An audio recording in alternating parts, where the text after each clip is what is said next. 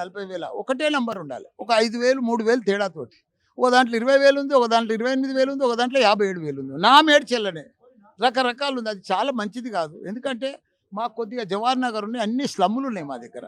ఇంకా కీసర మండలంలో ఇప్పటికి కూడా పెంకటిల్లు ఉన్నాయి, మోరీలు ఉన్నాయి, బాత్రూమ్ లేవు, ఏం లేవు ప్రజలకు. మొన్నటిదాకా గ్రామ పంచాయతీలు ఉండే అవన్నీ. ఇప్పుడు సడన్గా గ్రామ పంచాయతీ జిహెచ్ఎంసీ అంటే ఎంత కష్టం అవుతుంది. ఎజెండా ఏముంటుంది గవర్నమెంట్ ఏమైనా రాసి ఎజెండా ఉందా? ఏం అర్థమైతలేదు అది మాకు. వీళ్ళ అసలు కాంగ్రెస్ వచ్చింది మాకు ఏజెండాలు తెలుస్తలేదు, ఏ ఎజెండా తెలుస్తలేదు వాళ్ళు. వాళ్ళు ఏం చేస్తున్నారో కూడా తెలుస్తలేదు. ముఖ్యంగా మల్లారెడ్డి కలుపుకోండి, తప్పు లేదు. డెవలప్ చేయండి, తప్పు లేదు. రింగ్ రోడ్ లోపల అన్ని చేస్తామంటారు, తప్పు లేదు.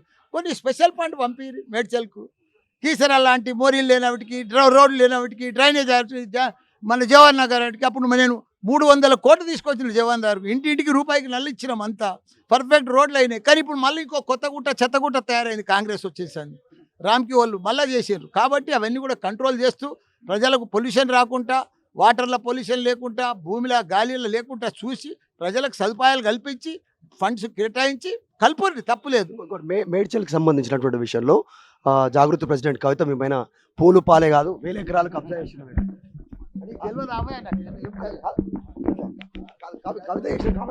No comment.